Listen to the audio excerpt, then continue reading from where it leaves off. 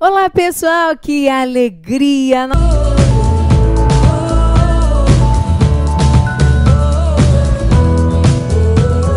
Hoje nós vamos falar de um tema super importante. Vamos falar sobre justiça gratuita no processo do trabalho, ó, com foco na reforma trabalhista. Nesses nossos minutinhos aqui, porque daqui vai cair questão de prova.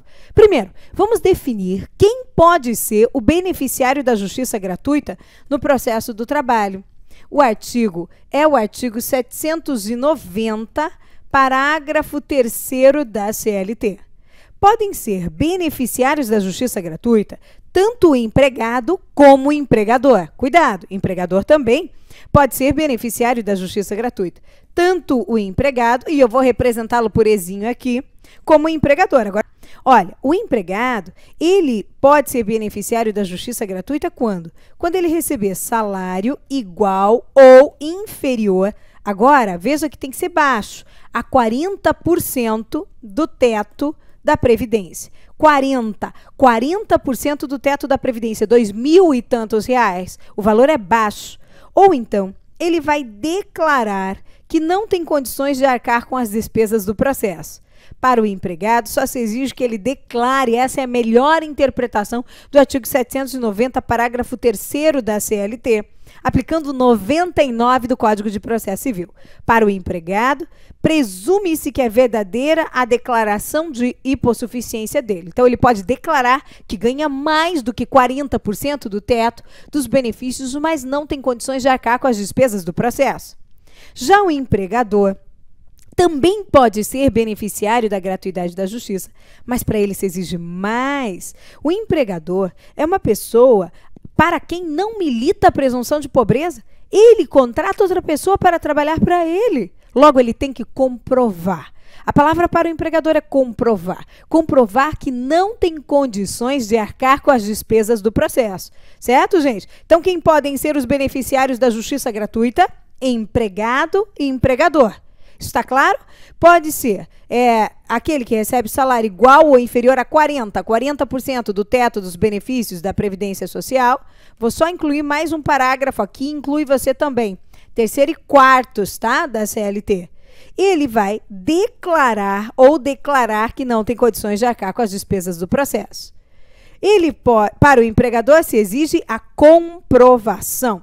Detalhes importantes. Você pode pedir os benefícios da justiça gratuita em qualquer tempo ou grau de jurisdição e o juiz pode deferir de ofício. É algo que está escondido no artigo 790, parágrafo 3º e é tira e queda nas provas. O juiz o pode deferir de ofício. O J 269 da SDI 1 do TST. Você pode requerer em qualquer tempo ou grau de jurisdição. Ariana, eu posso requerer pela primeira vez lá na fase recursal? Pode. Pode, desde que seja no prazo do recurso. Não pode ser no prazo das contrarrazões ou da sustentação oral ou por uma petição qualquer no meio do processo. Você tem que requerer no prazo do RO, depois lá na frente no prazo do RR.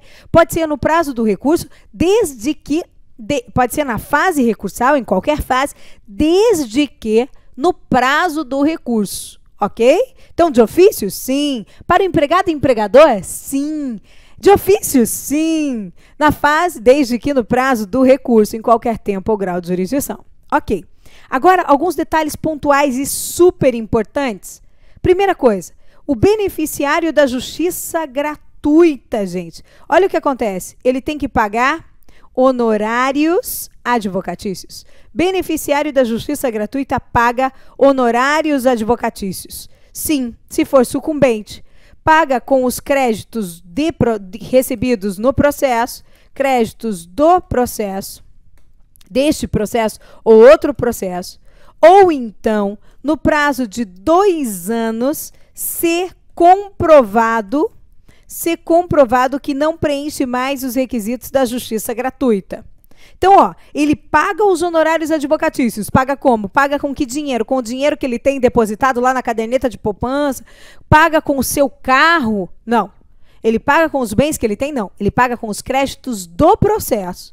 Ou no futuro, poderá ser executado. Se ele não tem dinheiro para pagar, não ganhou nada nesse processo, ele pagará se demonstrado que ele perdeu os requisitos da gratuidade da justiça. Sabe o que isso quer dizer? Quer dizer que a parte ou o advogado, porque os honorários são créditos devidos ao advogado, vamos falar sobre isso ainda, a parte ou o advogado podem, no prazo de 2 anos, acompanhando a sua vida nas redes sociais, dizer que ele perdeu os requisitos da gratuidade da justiça. E assim, não preenche mais e logo os honorários podem ser executados no prazo de 2 anos, depois não. Vem cá, o beneficiário da justiça gratuita no processo do trabalho paga honorários periciais. A reforma trabalhista foi malvada com o beneficiário da justiça gratuita? Paga honorários advocatícios, paga honorários periciais. Está lá no artigo 790b, parágrafo 4º da CLT. Os honorários advocatícios estão no 791A, parágrafo 4º da CLT. Paga honorários periciais o beneficiário da justiça gratuita? Sim, quando ele for sucumbente no pedido que levou à produção da prova pericial. Então, quando ele for sucumbente, paga honorários periciais com que dinheiro? Com os créditos do processo. Ariana, e se ele não tiver créditos no processo? Créditos do processo, com aquilo que ele receber no processo. Aí quem pagará, se ele não tiver nada para receber, quem pagará é a União. Cuidado para não confundir. Honorários advocatícios são com os créditos do processo. E se ele não tiver nada para receber nesse processo ou em outro processo, então, no prazo de 2 anos, se ele perder a condição de beneficiário da justiça gratuita, se eu puder comprovar que ele não preenche mais os requisitos da justiça gratuita, aí sim ele pode ser executado.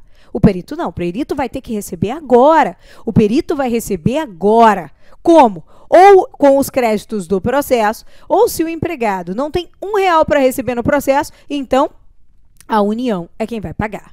Certo, gente? Outro ponto. O beneficiário da justiça gratuita, então, paga honorários. O beneficiário da justiça gratuita paga honorários advocatícios, paga honorários periciais, mas não paga 2 coisas, gente. O que ele não?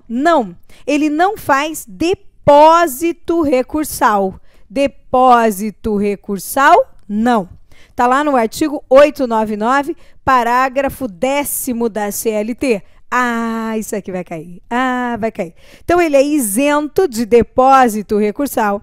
E a novidade, o artigo 819, parágrafo 2º, ele não paga as despesas com intérprete.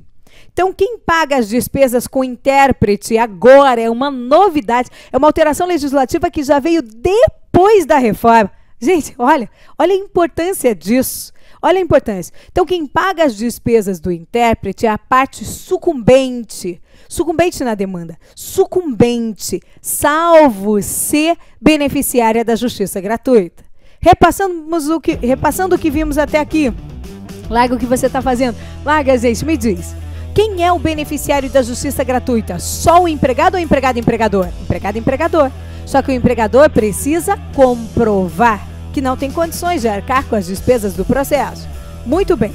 O beneficiário da justiça gratuita empregado é aquele que recebe salário igual ou inferior a 40 vezes o teto ou 40% do teto. Não tem condições. 40% do teto. Ou que declara que não tem condições de arcar com as despesas do processo. Agora vamos lá. Agora eu preciso de você inteiro. Beneficiário da justiça gratuita paga honorários advocatícios? Sim. Paga honorários periciais? Sim. Faz depósito recursal? Não, não faz depósito recursal. Beneficiário da justiça gratuita não faz depósito recursal. Beneficiário da justiça gratuita paga as despesas com intérprete? Também não. É isso aí, minha gente. E então nos encontramos no nosso próximo, na nossa pequena grande aula, já na 6ª aula. Estou esperando vocês. Até mais.